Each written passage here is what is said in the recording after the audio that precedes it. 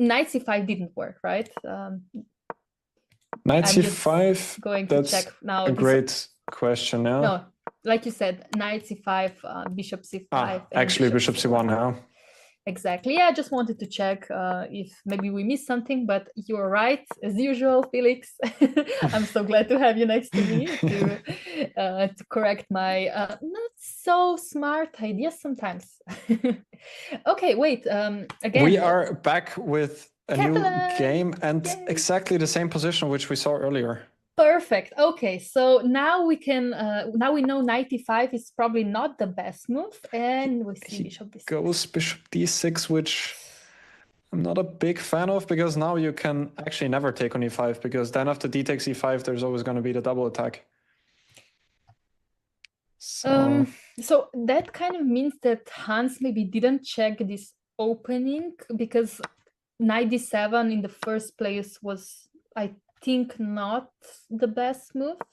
Yeah, d takes e4 was probably, but now I think that Hans, unless there's some concrete issues, now I think he has quite a comfortable position after queen b7. Very nice, very nice. Queen b7 with this bishop on d5 looks very comfy.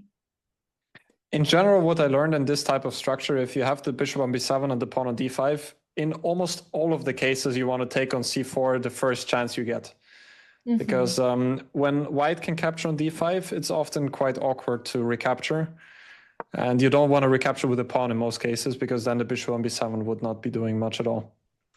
Yeah, absolutely correct. That's why also with white pieces, sometimes when black plays b6 and bishop b7, you take on d5 yourself. So you never allow black to open this bishop. So of course, exactly. Black pieces, then it's nice to take on c4. Of course, if the opening works. So yeah, now we have this queen c2. Somehow, of course, b5, by the way, was very interesting approach by Hans. Yeah, pushing back the queen, on the other hand, it does create some weaknesses, especially the c5 square. Exactly.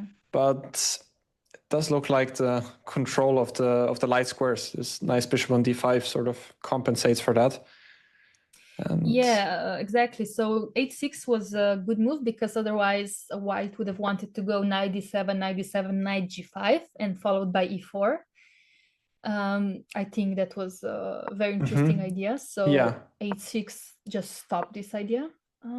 Yeah, and I think Hans so far so good. Yeah, it's probably the best opening outcome he has had by far with the black pieces. Yeah, and maybe it's time for black to make its first and score. It's happening. Bishop h6. I was about to say it does look like such a Dubov move, and it's being played. Oh my, bishop h6. I didn't even consider it, and maybe Hans didn't either, because yeah, he does look like it sort of caught him by surprise. And what's happening here? What do you do with the knight on f6? Can I go knight h7? What are you going to do if I do it? Knight h7, maybe knight g5. Just immediately? Okay. So yeah, that's why knight d5 is on the board. I think that's perfectly fine. But now I would want to consider knight g5, once again, g2, and knight g4. Ah, that's a nice idea. Or knight d7. Yeah. But probably because of bishop e7 doesn't work. Even though yeah, already 2 pieces down there. It's quite a lot of material. If I checkmate, then it's not. That's true, yeah. But somehow I don't see a checkmate. And Daniil is calculating. He's a great calculator in this type of positions. Specifically, I think they really work for him. Yeah, okay, absolutely. Just check first. Are we going to h7 or h8 now? I would guess h7, maybe, right? Yeah. h7, he's still thinking. Could also consider going to h8, just to be able to put a piece to h7 to cover the king. Ah, okay. Yeah, that would also work. But he decided to go knight. Yeah, he goes to h7, queen h4. So Daniil probably ready to go for perpetual, but Hans is probably playing on, because if now queen g5, there's bishop g6 to consider. Well, the struggle is real for sure. Somehow maybe this queen g5 was not the best approach for white. Knight g4 immediately, okay. But it does go on. Queen h6 is on the is something which black needs to think of. Yeah, I can decide to go rook h8 and then bishop g6, like you said before, put something on g6. And no, Hans takes on g4, and then we'll go back bishop g6, yeah. Yeah, more simple. Why would I want to keep more pieces on the board? This seems better. e4, though, is a threat, I think. Yeah, and the bishop on g2 is opening up here. Yeah. Still should not be enough compensation for white, I would say, but practically speaking, it's quite difficult for black. But it's also difficult for white, I think. But now knight takes g6 is played. fg6, e6 is hanging as well. Yeah. Wow, bishop g3. What? Wow. Queen b6, bishop f2 is there. Queen d7, rook f7. And queen takes f7. Wow. What's happening here? Oh, he didn't take the rook. He decided to take the bishop. Yeah, wow. I'm a little bit surprised by that. Why? I don't know. Well, he's keeping his king safe and still... Oh, queen a5. And how do you protect rook on e7, rook on e1, and the bishop on d5? I don't know. I think you can't. I don't think so either. I think Daniil messed up very badly. Yeah, rook c6 was a blunder, I believe.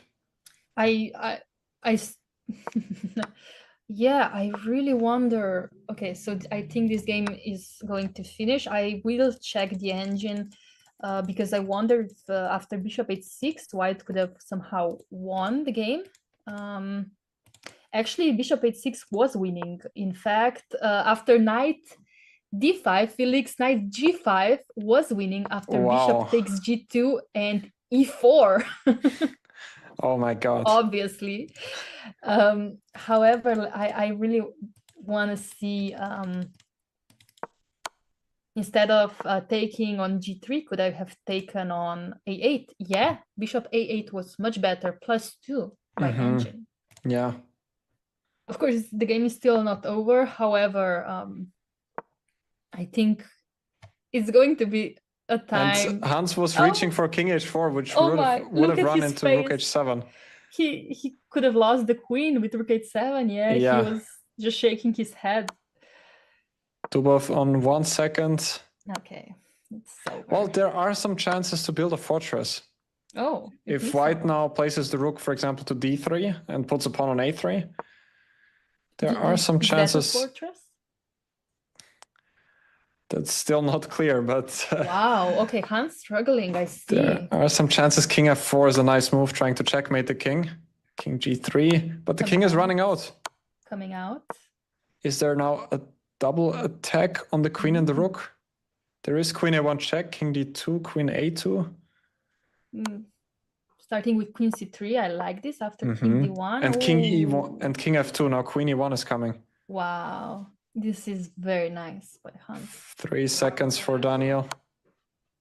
Rook b3, queen a1, and now probably Daniil is gonna lose the pawns, still hanging on to e2. This is close to a fortress now, would you say? Wow, what a nice trick. King d2, queen takes e2. But is the pawn endgame winning for black? Oh my. I think it is. I think he's gonna go for it. Yeah. And sacrificing the queen on b2. Very nice. Dubov resigns. I think this came very close to a draw. This was scarily close to a draw, I think, at some point. Even though engine disagrees,